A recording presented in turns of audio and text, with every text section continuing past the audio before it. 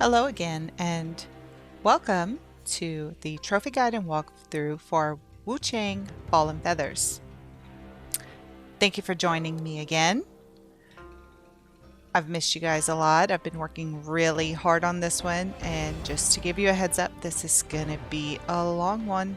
At the time of voice recording this, I have 12 videos made, and I don't think I'm even close to the middle. Honestly, this is going to be a long one. It's a lot of work. So just to give you a heads up, I am going to try to keep these videos between 30 and 45 minutes each. I don't want to go over that limit because there's so much that goes on in each video. I want to make them, you know, kind of bite-sized pieces. Just so you know, I did pre-order this game, so I do have some DLC content, which is pretty much just outfits and the like. As you can see, I'm starting from scratch on this playthrough. I am doing another playthrough simultaneously to find everything and learn everything. I'm going to have the subtitles on. You'll see I'm going to tweak things a little bit. I did cut out going into the menus, but I'm going to tweak things just a little bit in the first couple of minutes just to make sure that the game is as clear as possible for all of you. Also, it's probably notable that I have no updates on this game. I'm actually playing with my internet turned off just to make sure that I get the original experience. Any of you who've been following me for a while know that I much prefer games that are physical on a disc. This one is on a disc, so I do not have to get any updates. So this is the way the game was intended story-wise. I have heard that some of the later updates did change some things about the story, and I really don't want that experience. So once you jump in, you're going to be greeted with a cutscene. You'll see there Wuchang just sort of wakes up in a cave. I'm going to be skipping the cutscenes. Once you wake up and you're in the cave, you can turn around and see that there is an item behind you. Grab that. It's a red mercury sprout, and the red mercury is kind of like our currency in this game. It's what you use to upgrade your weapons and your spells and the like. Once you exit the cave, you'll get another cutscene. I'm going to skip it, and you get this gimme trophy. It is Disciplinary Discipline, and it's just basically for learning any discipline skill. And you get that automatically. So it's just a gimme. You don't have to do anything. Here I can see my color's a bit off, so I went in and changed a couple of settings. This looks a lot better now. I'm going down the hill, and I'm going to pick up this blue item here. It's flying daggers. You're going to see I changed another setting. I think this is pretty good. This is how I'm going to keep it for the majority of the game. The flying daggers basically just a small weapon that you can use. I don't use them much except maybe to get an enemy's attention to bring him over to me, or to take out the little birds that you see that give arum feathers. When you come down the hill, you'll have two enemies. They're holding a steamed bunny bun. It's a food item. It gives you some health. And as you come down the hill, if you look up on that post, you'll see a bird there. That's the bird I'm talking about. So you'll pushing up and down will move your little wheel in the bottom right corner. You can see there we only have the little potion there. I'm going to add in the steam bunny bun and the flying dagger. You push up and down, it'll switch between your items. And then push square will throw the dagger, and you'll get the arum feather. And also if you use the potion, you push square, and you'll drink the potion. And those refill at shrines. There's no way to refill them yourself. Keep on going. When you see those little blue items, you want to make sure to pick them up. Those are pretty much all consumable items in some way. You'll also see some that are purple and some that are gold. The gold and purple ones you always want to pick up.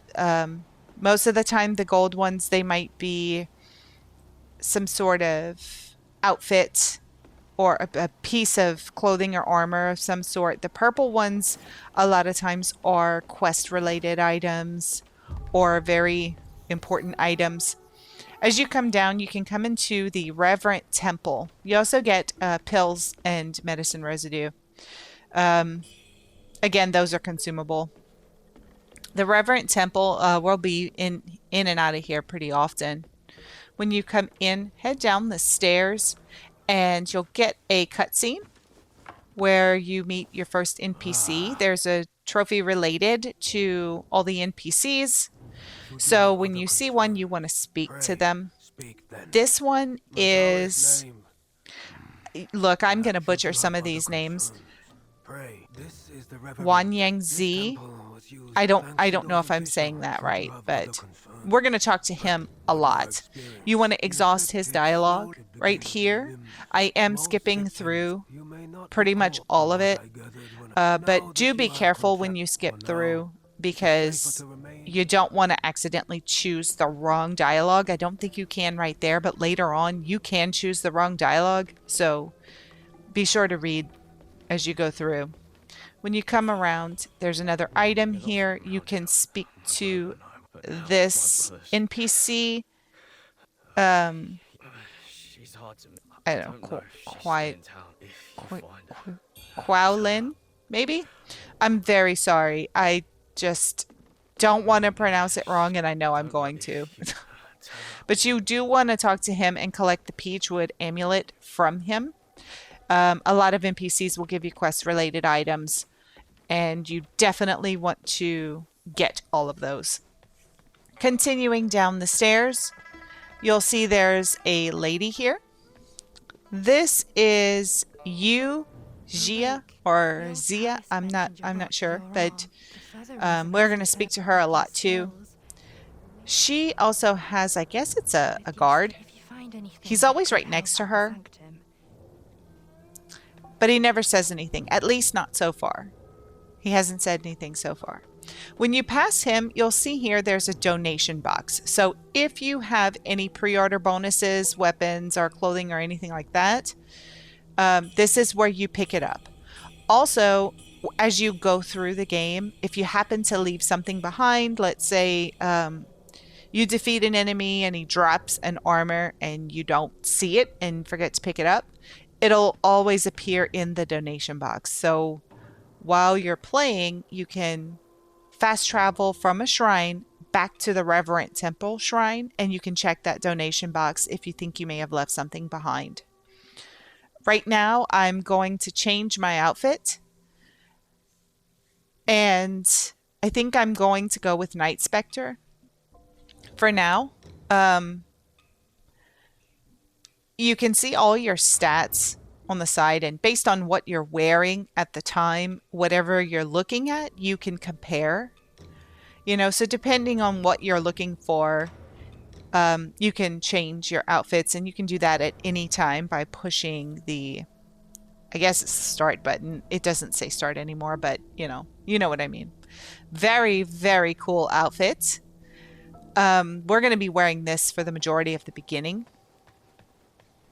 As you head over to the door, be sure and stop and talk to this NPC. This is Tao Qing, and he's got a shop, so you definitely want to talk to him, exhaust his dialogue, and if he asks you to do something for him, definitely do it.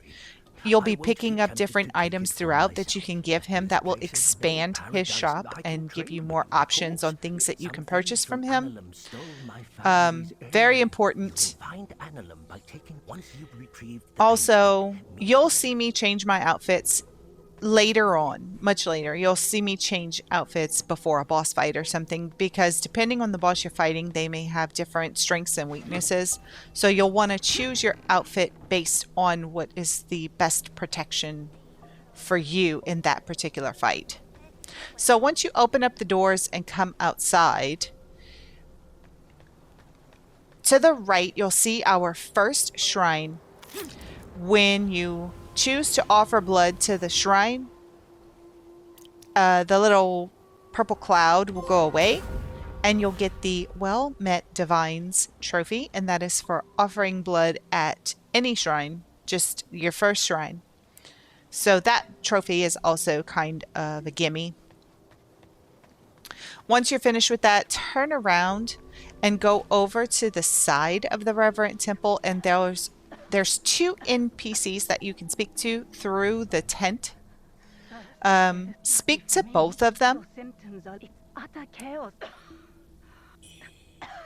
First one will give you a special pill. A lot of times you might talk to NPCs and they just give you something, and sometimes they just say something and they don't actually give you anything. Over here at the second tent, you want to talk to this guy as well. We're also going to come back much later and talk to him again. But for right now, there isn't anything else that we can do right here. Even though it seems like you can open that door, you're not going to be able to open that door until later, I believe. So continue on down the stairs from the Reverent Temple. This area, we're not going to be in here for too long. But there are a couple of items, and you can see up in the upper right-hand corner, there was a little yellow thing that popped up. That just shows that you're making a save, like the game's auto-saving. Keep an eye out for glowing items around where there are breakables. You can break those items to be able to access items, and sometimes like here there's one underneath the bell. Just get close enough to it and you can grab it. And then you'll see there's a man sitting by this fire. You can pick up the item in front of him and then speak to him if you like. This is the Boatman, and it is important to speak to this guy. He is going to throw us into sort of a tutorial boss fight. You're not obligated to beat this boss. You're going to get to fight him later. Him or her. I'm not exactly sure. It's a creature. You'll fight it later. You get a little tutorial here about combat. So yeah, you're not expected to defeat this enemy, and I am not going to. I think you'll see I get better and better as we go, and right somewhere around video 10, I think I really get a good feel for the combat and, you know, kind of get into a stride. It can be a little difficult at first. So anyway, you're going to have this guy, Bai Kru. And I honestly, like, looking back on this fight, man, I did a terrible job. But at the same time, I'm also not, I have nothing. I have nothing upgraded. I have no agility whatsoever. I have no strength. And just the base weapons. So I think, you know, this fight should be easier the next time around. So just to make it clear, you can't just, like, if you die, you can't just come back and try again with this particular boss. You would have to completely restart a whole new game and try again. So from the beginning, make it to this point, talk to the boatman, get sent here, and try again if you wanted to beat this guy. Because once you die, once you lose the battle, you cannot try again. You will find this boss later in the game. However, by that time you'll be leveled up, you'll have lots of weapons to choose from, you'll have spells, you'll have all these different things.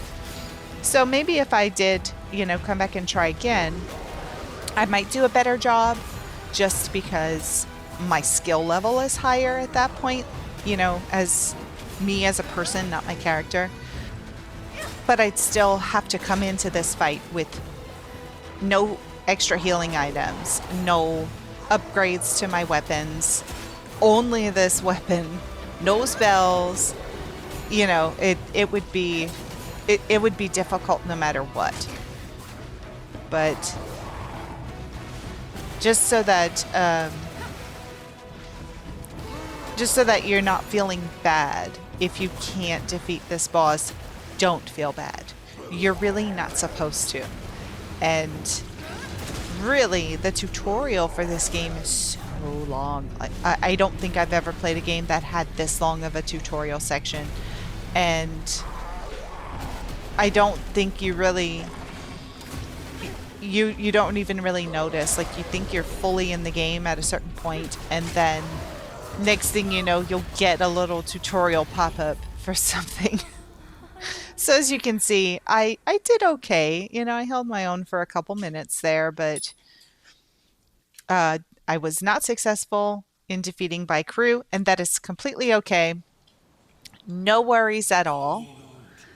You'll be respawned at the shrine, and then you get a little tutorial pop-up about deaths. So once you die so many times, you'll have to fight an inner demon. And those fights in the beginning, they're very hard. This just says you can change your perspective if you like. I'm not going to. I'm going to keep it the way it is. Actually, I didn't even try the other one, to be honest. But maybe I will. I don't know. We'll see. I still have a lot of playing to do. Anyway, make your way down from the shrine, and you'll see that there is an enemy here who doesn't have very much health. He's still going to come and attack you, so go ahead and take him out. And each time you defeat an enemy, you do collect the red mercury essence, and you are probably going to end up farming that at one point or another, just to level yourself up and try to be able to take on some bosses. Some of these bosses are really tough. Really tough. Really, really tough. So get ready to get good. There's not a lot of cheesing that you can do. Occasionally you can, but it's very few and far between. Now, I did hear, if you're playing the updated version, that pretty much a lot of these smaller enemies have kind of been nerfed. That they don't put up near the fight after the update. So if you're gonna play with an updated file, you may have an easier time than me, but I wanted the challenge. So there, when you hit an enemy, you basically can stagger them. And once you fill up that little circle stagger bar that shows up while you're fighting them, they'll get staggered, and then you can do a backstab attack. So if you can get behind them, you can backstab them. You might be able to do it in the front as well. I think you just have to do a light attack, and it will take a huge chunk of health from the enemy once you get them to that point. I did not have to go and fight that enemy. I just chose to. It gives practice. The more enemies that you fight, the better you will get with your dodging. You have to unlock blocking, but we'll get to that later. So come out of the door that the boatman was sitting in front of, and you get your first weapon that you pick up. It's the Halberd. It is an axe. There is a trophy for collecting all of the weapons, so make sure that you grab that weapon.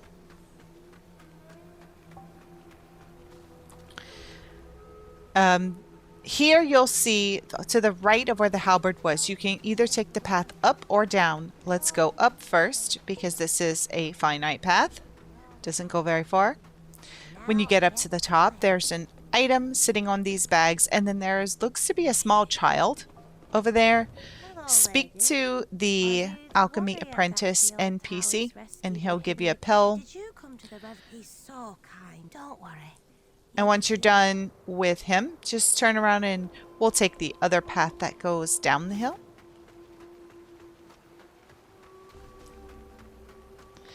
Anytime you see any items, be sure to grab them. You never know when it's something that might be a quest-related item, or it might be something useful. So here to the left, you'll see this NPC. This is Youzai. We're going to speak to him a whole lot. And when you see, if you see any of those little, like, child's windmills, windblower, I don't know what they're called, pinwheels, he's going to be somewhere nearby when you see pinwheels. So go ahead and speak to him, exhaust his dialogue. Don't fight. He's very important, and we're going to be talking to him a lot, and he's giving you lots of stuff. That bamboo lantern is going to come in handy later on, because you go into some areas that are very dark, some cave-like areas, and you'll want to have that lantern handy. Once you're done speaking to him, continue along the path. There'll be an enemy here waiting.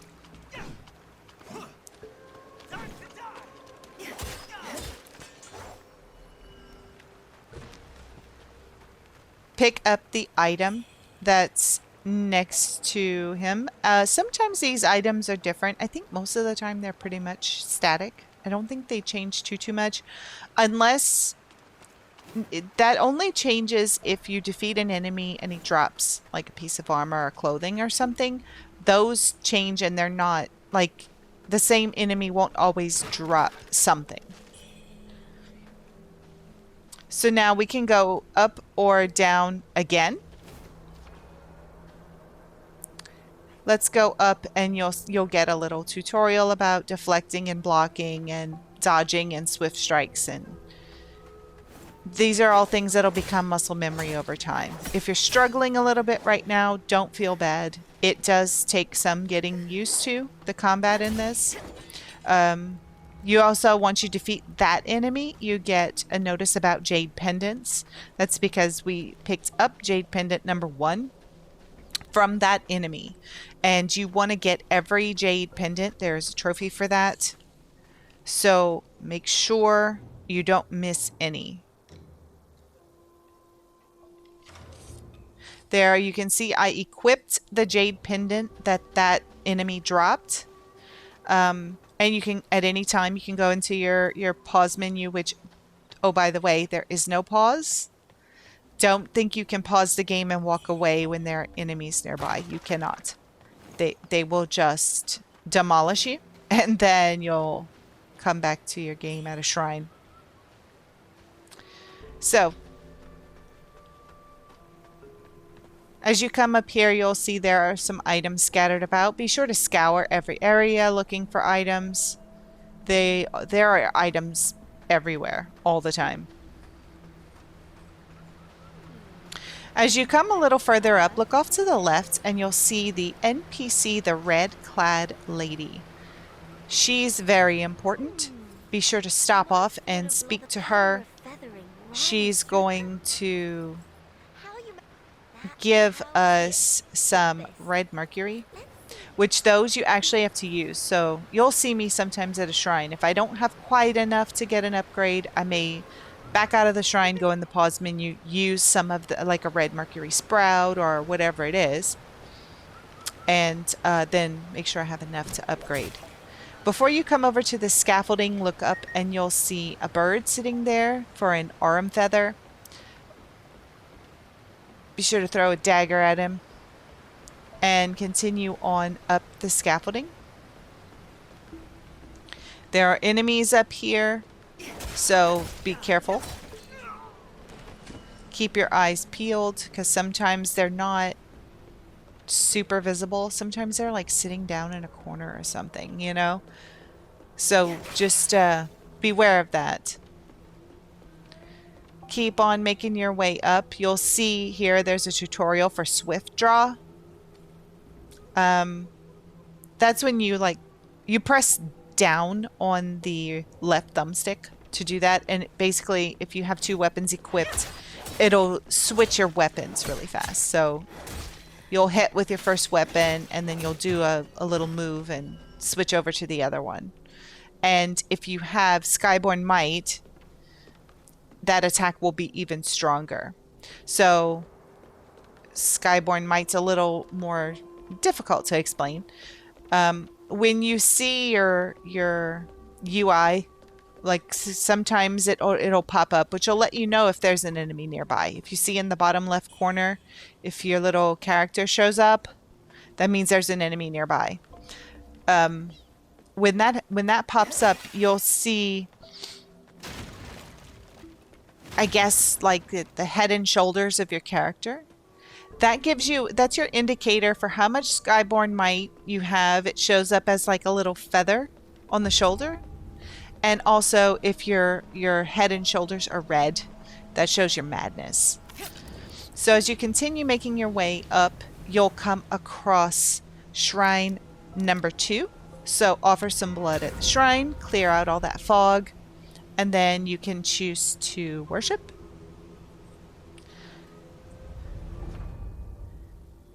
This explains to you about refining red mercury. These little tutorial sections are actually pretty important and interesting. This tells you about teleporting, entering the dream.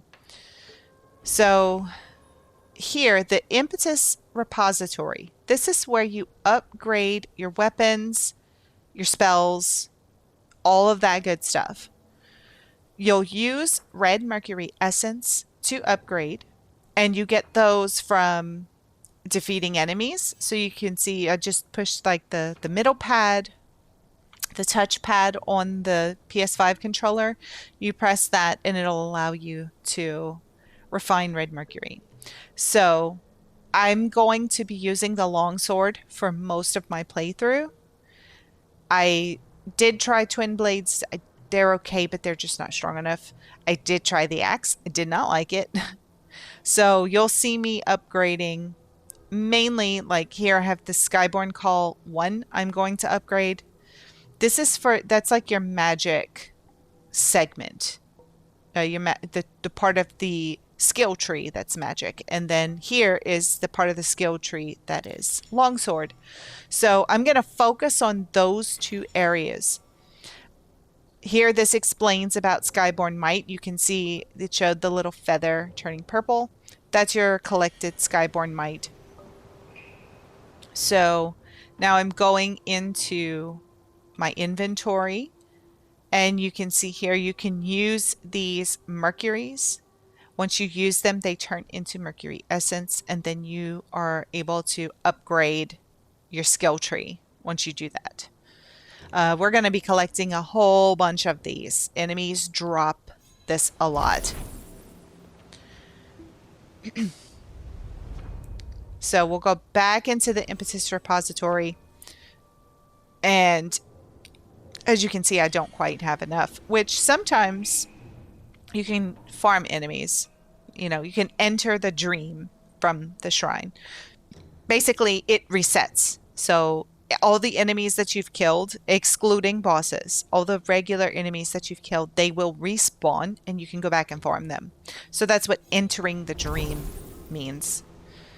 And then teleporting from one shrine, you can teleport to any other shrine that you have unlocked. So there's that. Here I did use the large full-grown red mercury, so that gave me quite a bit of mercury essence. This time I'm taking my time with this and showing you the skill tree, but you do not have to upgrade things the way that I do. You can do it in any way that you choose. So for the most part, this is one of the only times you're going to actually see me take my time on this skill tree and show it to you. Most of the time, I'm going to speed it up and it's going to go by really fast so that we don't waste time. Because I do want you to know that I am upgrading, but you don't necessarily have to know what I upgrade. You know, if you want to, absolutely go ahead and follow my lead, because what I'm doing is working. But you may not like the longsword, so I'm not trying to back anybody into the longsword corner, you know what I'm saying? And you can also respec at any time free of charge. So if you want to reset your points, you can do that, no issues. And since we're at a shrine, we're going to go ahead and end this video here. So thank you all so much for watching. Please don't forget to hit like and subscribe, and meet me back here tomorrow in part 2. Until then, Kaji always has wares.